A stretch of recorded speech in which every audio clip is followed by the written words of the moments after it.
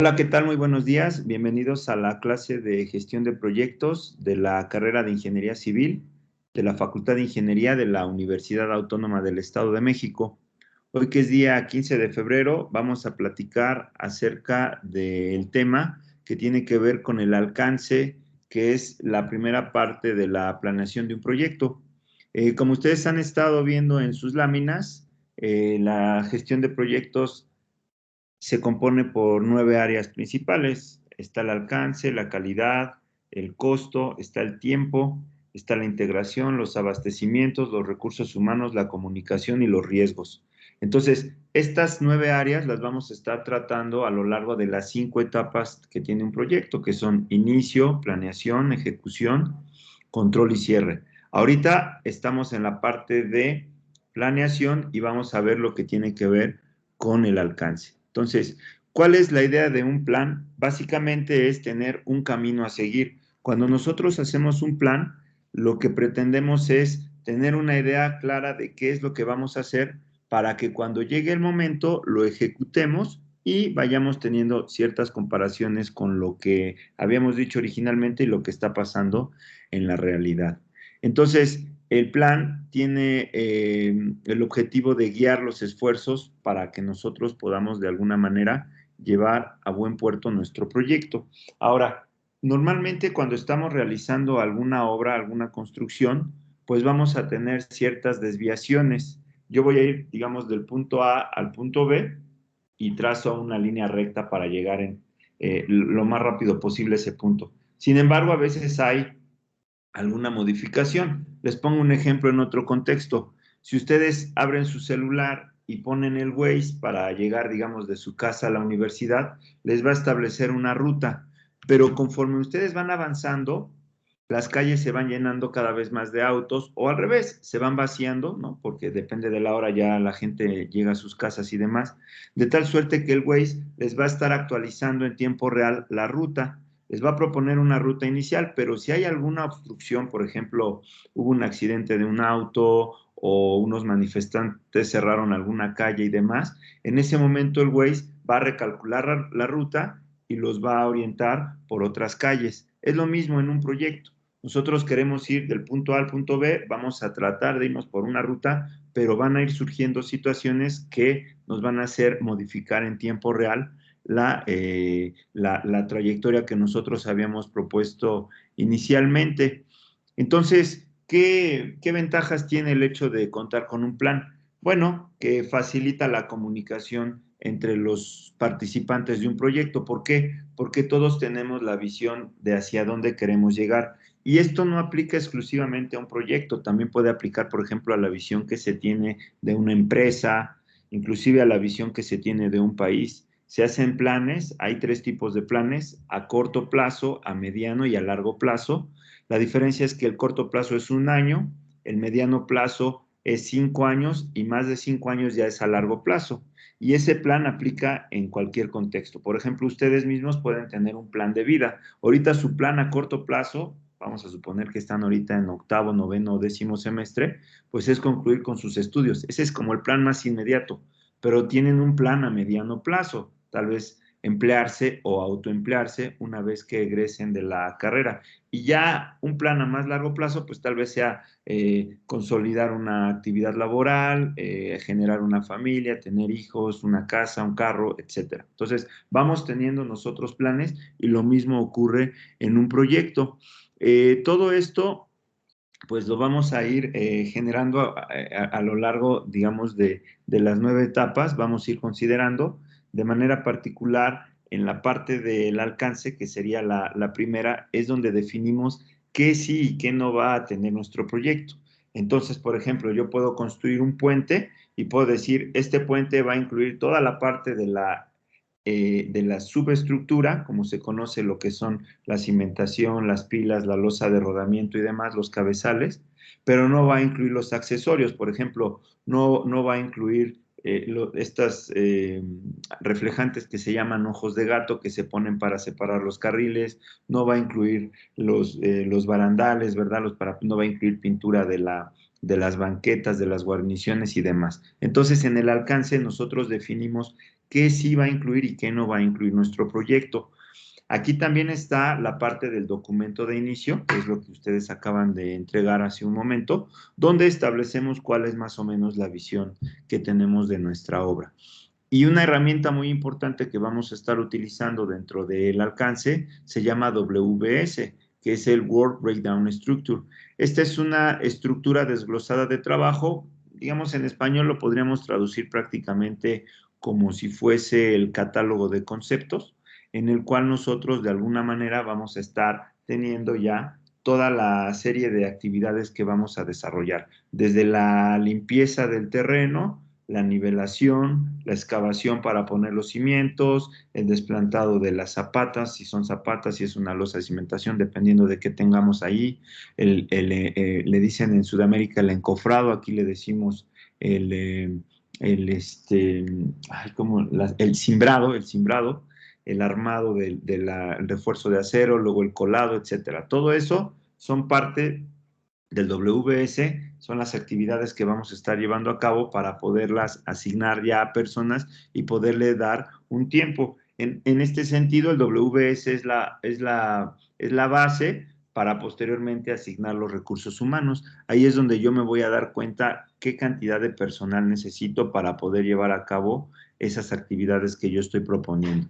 La comunicación es entonces muy importante, que cada una de las personas que va a participar en el proyecto sepa qué es lo que va a hacer, qué actividades tiene que realizar y cómo las va a hacer. Eso es muy importante. Y nosotros en ingeniería utilizamos también los rendimientos para saber cuánto tiempo vamos a tardar. Por ejemplo, si vamos a construir un muro, tenemos que saber cuál es el rendimiento, digamos, en cuántas horas se puede construir un metro cuadrado de muro, para que cuando ya tengamos el área total de una barda, de un muro, digamos, sabes que este muro va a quedar en 3 días a esta tasa de construcción.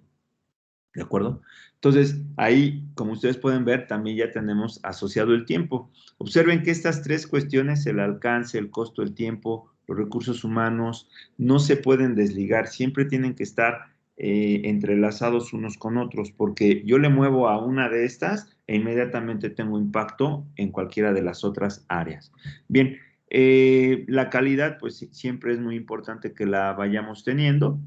Normalmente cuando hablamos de materiales de construcción, pues tenemos ciertas especificaciones, ciertos estándares.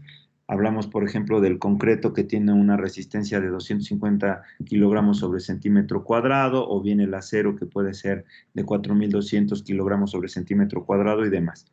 Todo esto nosotros lo vamos a ir documentando a lo largo del plan del proyecto para que a la hora de que se ejecute se cumpla con los estándares que se están teniendo.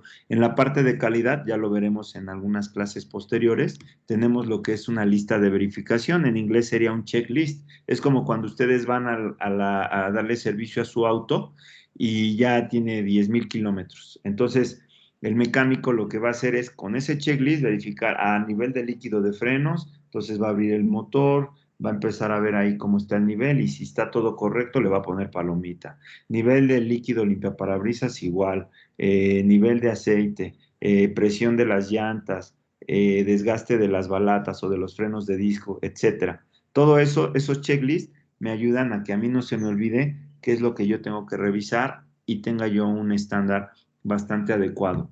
Otra de las partes que vamos a incluir dentro del plan de un proyecto es el área de riesgos.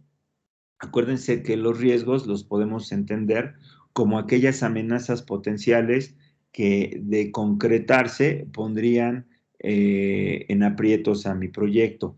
¿Cuál puede ser un riesgo? Bueno, por ejemplo, podemos tener un riesgo natural como un sismo. Si yo estoy en plena construcción y de pronto me llega un movimiento telúrico a mi obra, pues va a poner en riesgo la estabilidad de la estructura. Por eso yo tengo que tener bien listado esos riesgos potenciales, pero además tengo que contar con medidas de mitigación. Entonces, en el área de riesgo, nosotros siempre vamos a tener lo que se llama un plan A y un plan B. ¿Qué pasa si el plan A no se puede llevar a cabo como lo estoy yo considerando? Entonces, inmediatamente paso al plan B. ¿Cuáles son riesgos en algún proyecto de construcción? Pues hay muchos. Podemos tener el riesgo tal vez de que alguno de nuestros líderes del proyecto se enferme de COVID, ahorita que estamos con el tema de la pandemia. ¿Qué pasaría si se enfermase ese líder, ese gerente del proyecto, y él es el que sabe cómo hacer las cosas? Inmediatamente tenemos que cubrir esa vacante. Otro riesgo es que no lleguen los materiales a tiempo. Otro riesgo es que haya una variación en la paridad peso-dólar, y si yo estoy rentando maquinaria en dólares o comprando maquinaria en el extranjero, pues se me van a incrementar los costos. Otro riesgo también relacionado con costos es que haya altas tasas de inflación. Otro riesgo es que haya un accidente dentro de la obra, que alguno de los trabajadores no esté utilizando el casco, el chaleco, los guantes, las botas, etcétera. No sé, hay una excavación para poner ahí una zapata y puede caer. En fin, hay muchos riesgos. Los riesgos pues también están muy asociados con el tema de la seguridad, si estamos hablando a nivel de las personas, ¿verdad? Y de la obra. Por eso tenemos que tener buena señalización en nuestra obra para poder llevar a cabo las actividades de manera correcta y adecuada. El siguiente punto que vamos a considerar en el plan de un proyecto tiene que ver con los abastecimientos, es decir, cuáles son aquellos proveedores que van a estar surtiendo de materiales, equipo, herramienta, todo lo que tiene que ver con la construcción en nuestro sitio. Ahora, esto pues normalmente se recomienda que sean proveedores de la zona para abatir costos y para que sea muy expedita y rápida la entrega de los materiales, de tal suerte que no estemos entreteniéndonos con mandar pedir a otros lugares. Les pongo un ejemplo. A mí me llamó mucho la atención estando en Bolivia que había muy pocas construcciones en acero, casi todas son de concreto, y le pregunté a uno de los ingenieros por qué se daba esa situación, y me dijo que Bolivia no era un país acerero y que tenían que importar todo el material de Brasil, pero que era muy costoso, lo tenían que comprar en dólares, pagar impuestos de importación, el flete, etcétera.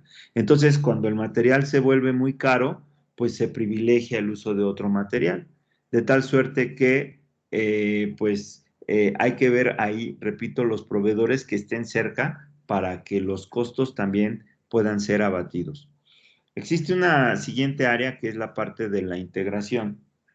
En la integración lo que nosotros vamos a tener es un conjunto de lecciones aprendidas que nos van a permitir de alguna manera documentar aquellas cuestiones que salieron bien, pero también aquellas que no salieron bien. Esto es como cuando nosotros tenemos alguna situación, vamos a suponer que voy de vacaciones, me llevo el teléfono celular y se me cae a la alberca el teléfono. Entonces me llena de agua todo el teléfono. Entonces yo me meto a YouTube o me meto a un blog y pongo qué hacer cuando se me cayó el teléfono al agua, a la alberca. Entonces, hay gente a la que ya le ha pasado, que ya tiene lecciones aprendidas. Entonces, quizás abran un video en el cual les expliquen, ¿sabes qué? Ni se te ocurra abrirlo porque le vas a dar en la torre a la batería. Déjalo secar, déjalo 2 días secar. Hay quien dice que hay que ponerlo en arroz, en fin, para que absorba la humedad. Entonces, todas esas lecciones aprendidas del ejemplo ahorita que les pongo de un celular que se cae al agua, también las podemos tener en un proyecto. ¿Cuál sería un ejemplo? Pues sabes que tuvimos la situación de que el terreno tenía un cierto desnivel y una de las zapatas no quedó totalmente nivelada. ¿Cuál es la lección aprendida? A verificar con así se llama esta cosita que tiene la burbuja, con un nivel que efectivamente tengamos horizontalidad en nuestra base para que cuando desplantemos la cimentación, pues nos quede completamente vertical. Entonces, ese tipo de detalles son muy importantes y los vamos a estar documentando, repito, en lo que tiene que ver con la parte de la integración dentro de las 9 áreas de la administración de los proyectos.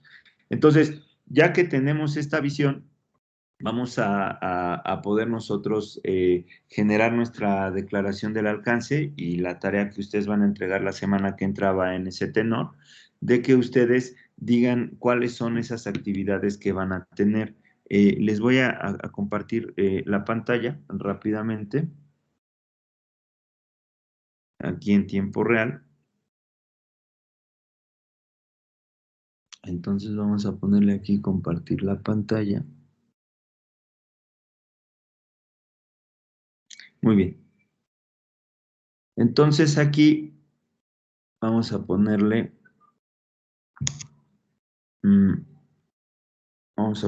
catálogo de conceptos de casa habitación.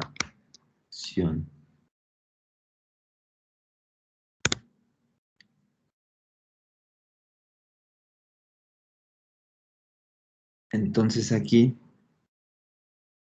hay varias fuentes. Entonces vamos a abrir una cualquiera.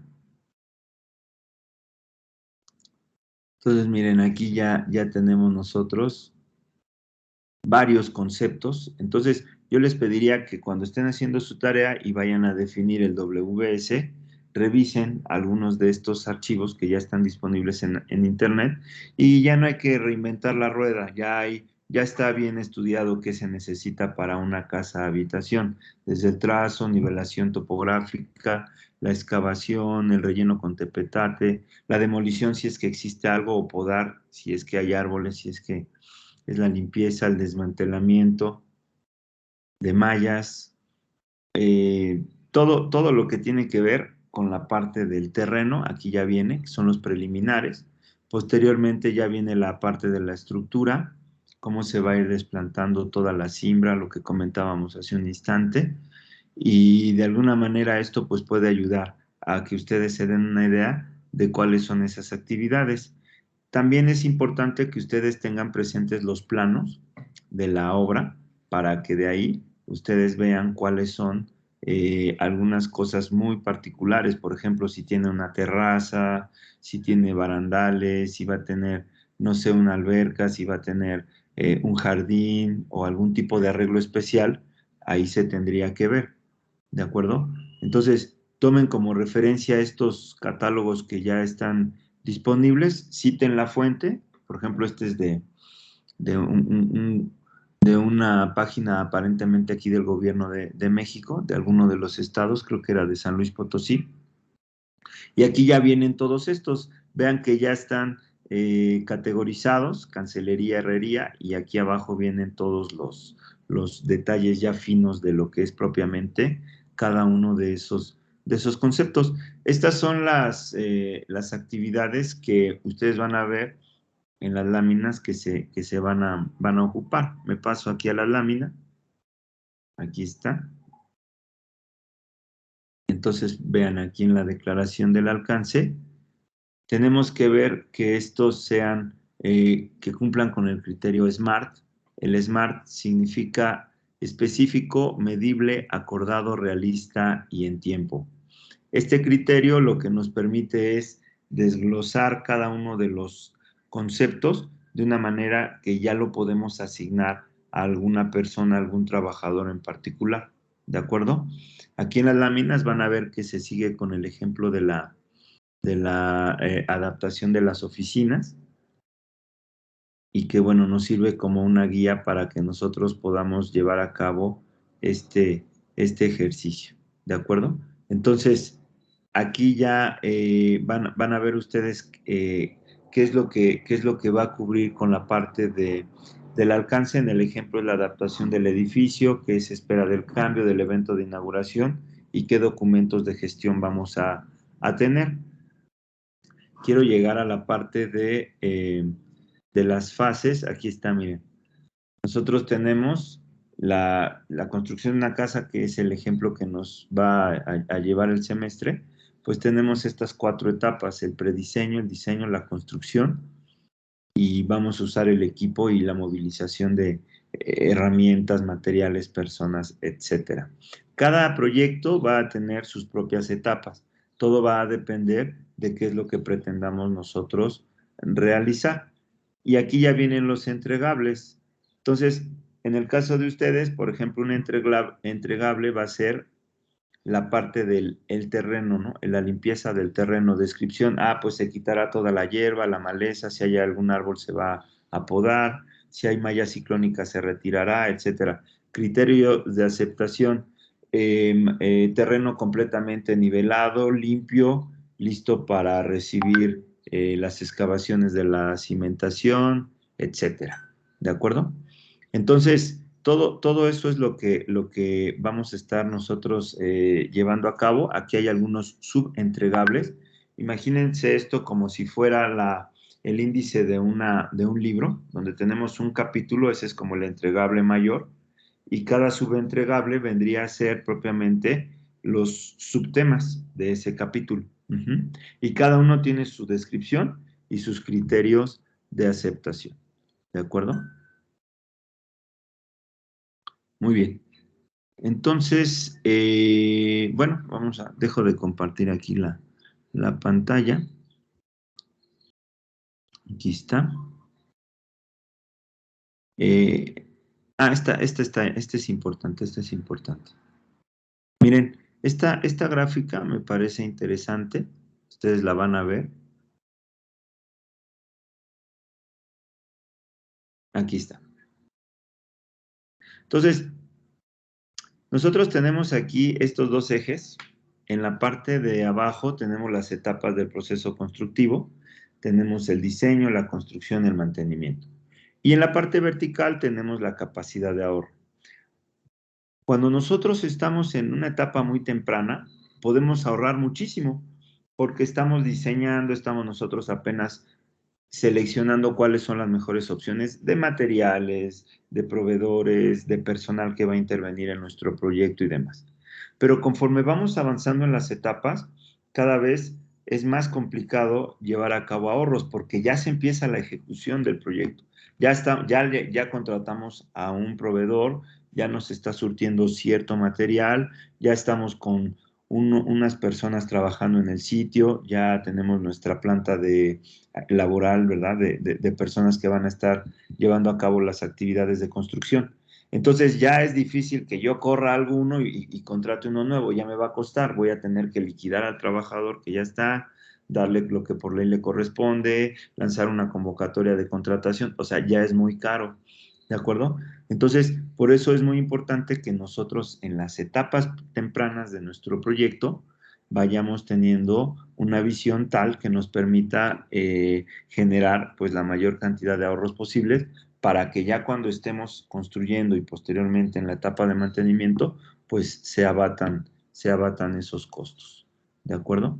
Entonces, esto está aquí descrito y de alguna u otra manera lo podemos nosotros conocer. Ahora, hay otra cuestión también muy importante, es la ingeniería de valor.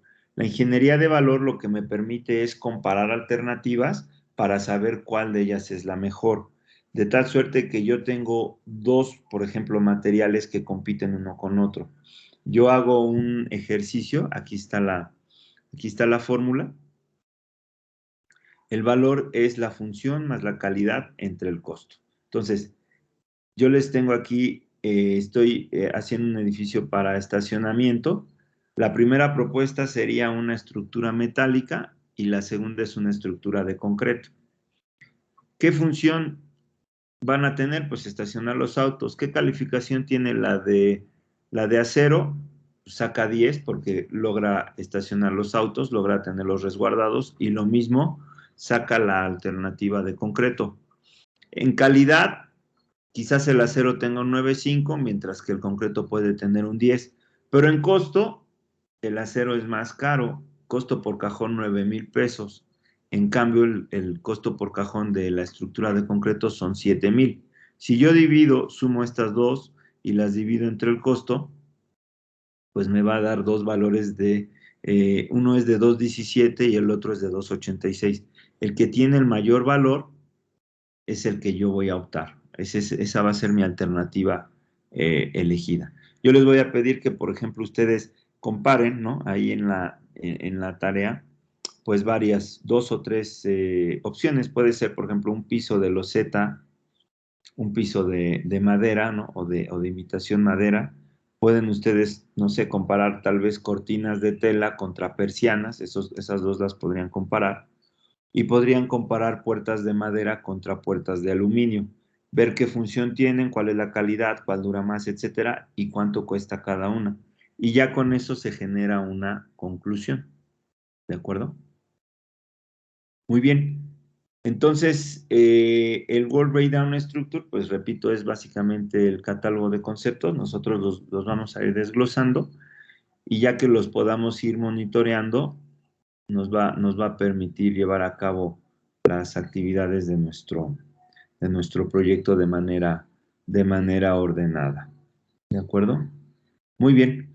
Ese World Breakdown Structure, pues tenemos que validarlo, lo tenemos que validar con el gerente, con el equipo de trabajo y estar seguros de que cada uno de los aspectos que aparecen en la lista, en el catálogo, pues van a ser suficientes para que yo lleve a cabo las actividades que estoy proponiendo para mi proyecto.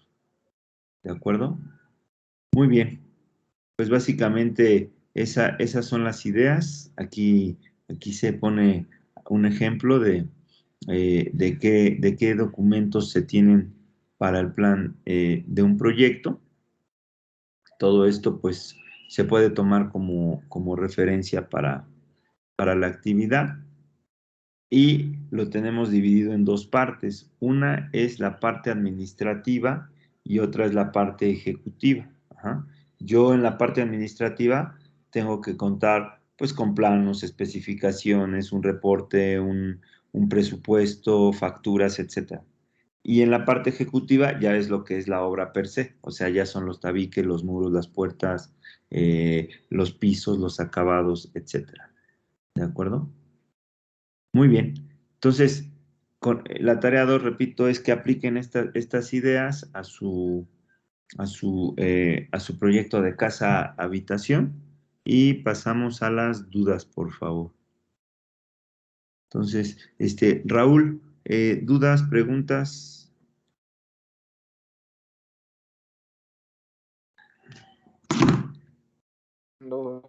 No entendí bien la... Perdón, ¿otra vez?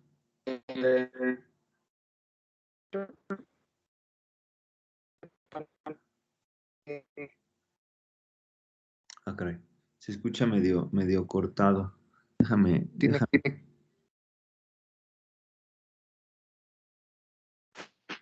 A ver, nuevamente, Raúl, perdón, es que se escucha un poco cortado. Ya creo que era mi internet. Ah, ok. Sí, decía que si para la parte del Work Breakdown Structure, ese lo podemos presentar, bueno, cuando se presente en la tarea, ¿lo podemos vaciar en una tabla o tiene que ser redactado? Sí, definitivamente lo pueden presentar en una tabla. De hecho, igual lo pueden hacer, no sé, en Excel y ya lo pueden importar a Word para que ahí quede bien documentado. Entonces, vayan ustedes poniendo lo que es propiamente el entregable mayor y los subentregables, aquellas partes que componen ese gran entregable que van a ser parte de ese rubro. Como les mostré ahorita en el ejemplo ese de internet que abrimos, fue el primero que nos salió. Ustedes pueden poner como entregable, ¿no? Terreno limpio y subentregable, ¿no? Excavación, los camiones de volteo que se van a llevar todo el material, todo lo que es podar la vegetación, quitarla, etcétera. Esos son como subentregables. Cada uno tiene que ser verificable y medible, para que podamos decir que ya está bien descrito y que cualquiera que vea ese documento pueda rápidamente pescar la idea, se trata de hacer esto y aquello y lo demás allá, ¿de acuerdo?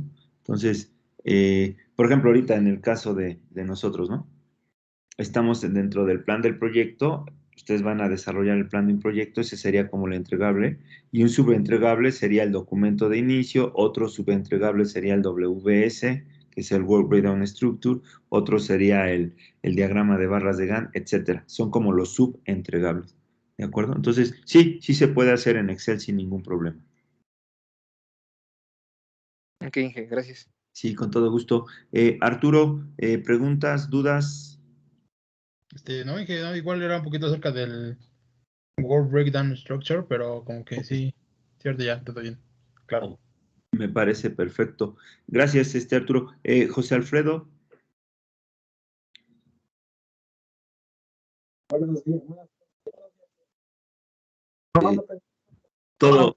Todo en orden. No tengo duda.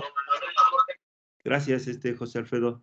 Y cerramos con Luis Enrique. Adelante, Luis. Sí, bueno, yo nada más tengo duda en lo del WS, que básicamente son los conceptos, ¿no?, de la casa habitación. Es correcto. En cuanto a las cantidades y todo eso, vamos a estar checando los planos constantemente, me imagino. Sí, precisamente la tarea 1, que fue en aquella en la que ustedes amablemente hicieron el favor de rescatar los planos de la aplicación de BIM, ahí ya lo pueden ustedes estar checando, ¿no?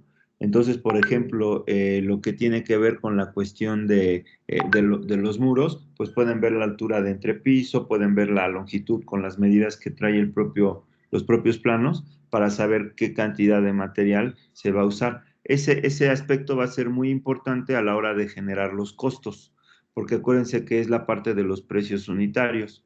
Entonces, ya que tengan el volumen de material que se necesita, lo van a multiplicar por el precio unitario y van a saber el costo de ese concepto como tal. Ajá. De hecho, esta asignatura es un poco integradora, por decirlo de alguna forma, de las asignaturas previas que ustedes ya han llevado.